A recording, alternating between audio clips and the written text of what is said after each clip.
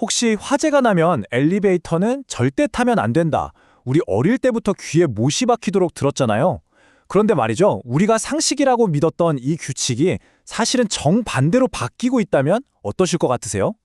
오늘 이 자료 분석에서는 초고층 빌딩의 안전 패러다임이 얼마나 극적으로 변하고 있는지 그 이야기를 한번 파헤쳐 보겠습니다. 네, 바로 이 문구입니다. 아마 엘리베이터 문 옆에서, 건물 비상계단 앞에서 정말 지겹게 보셨을 거예요. 너무나 당연해서 한 번도 의심해 본 적 없는 그런 규칙이죠. 자, 그런데 여기서부터 문제가 좀 복잡해집니다. 만약에 내가 있는 곳이 5층이나 10층이라면 당연히 계단으로 뛰어가야죠. 그런데 100층 아니면 그보다 훨씬 더 높은 곳이라면요. 그 많은 사람들이 그 까마득한 계단을 걸어서 내려온다는 게 과연 현실적으로 가능한 이야기일까요? 사실 이 질문에 대한 아주 뼈아픈 대답을 준 사건이 있었죠. 바로 9.11 세계무역센터 테러였습니다. 이 사건을 겪으면서 전 세계 전문가들이 깨달은 거예요. 수천 명의 사람들을 오직 계단으로만 대피시키는 건 초고층 빌딩에선 불가능하구나. 뭔가 완전히 새로운 방법이 필요하다는 걸 모두가 절감하게 된 거죠. 그래서 등장한 현대적인 해법. 그 첫 번째 단서는 바로 하늘의 구명보트라는 개념에서 찾을 수 있습니다. 바로 피난안전구역인데요. 말 그대로 하늘에 떠있는 안전한 섬 같은 곳이에요. 화재가 나도 불과 연기가 절대 들어올 수 없게 만들어진 특별한 공간이죠. 사람들은 일단 이곳으로 대피해서 안전하게 구조를 기다리거나 다음 행동 지시를 받을 수 있게 되는 겁니다. 실제 사례를 보면 이해가 더 쉬운데요. 우리나라 롯데 월드타워의 경우 법적 기준인 30개 층마다보다 훨씬 촘촘하게 약 20개 층마다 이 피난 안전구역을 설치했어요. 보시면 22층, 40층, 60층, 83층, 102층 이렇게요. 각 구역이 몇 가지 수용할 수 있는지 또 몇 대의 피난용 엘리베이터와 연결되는지까지 아주 정교하게 계산해서 배치한 거죠. 자, 그럼 이제 안전한 대기 장소까지는 확보가 됐습니다. 다음은 사람들을 그곳에서 지상까지 안전하게 실어나를 운송수단이 필요하겠죠. 바로 오늘 이야기의 진짜 주인공, 특수 제작된 엘리베이터입니다.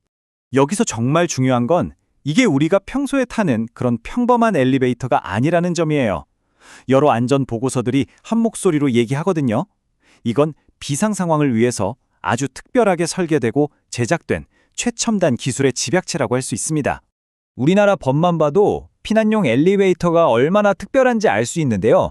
우선 엘리베이터가 다니는 길, 즉 승강로 자체가 불에 타지 않는 재질이어야 하고요. 압력을 이용해서 연기가 안으로 들어오는 걸 막아주는 시스템도 있어야 합니다. 또 건물이 정전돼도 최소 2시간은 끄덕없이 움직일 수 있는 비상전력은 기본이고 소방관들이 뿌리는 물에도 고장나지 않도록 방수 처리까지 완벽해야 하죠. 그래서 실제 작동 방식은 아주 간단하면서도 효과적입니다. 일단 불이 나면 사람들은 우왕좌왕할 필요 없이 가장 가까운 피난안전구역으로 이동해요. 거기서 대기하고 있던 이 특수 엘리베이터를 타면 중간에 다른 층은 그냥 다 지나치고 1층까지 한 번에 논스톱으로 내려올 수 있는 거죠. 자, 이론은 아주 그럴듯합니다. 그럼 과연 실제로도 이 새로운 방법이 효과가 있을까요? 이 시스템이 얼마나 대단한지 직접 보여주는 시뮬레이션 연구 결과가 있어서 한번 가져와 봤습니다.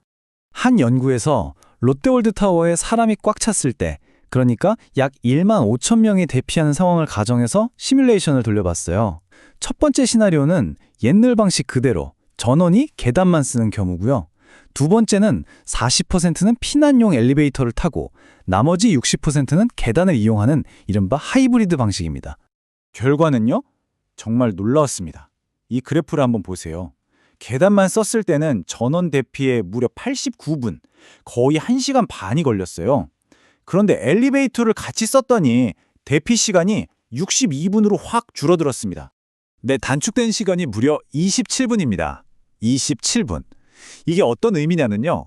재난 상황에서 생사를 가르는 골든타임을 거의 30분 가까이 벌었다는 뜻이에요. 정말 엄청난 차이죠. 기술이 어떻게 우리의 안전을 지켜주는지 보여주는 아주 극명한 사례입니다.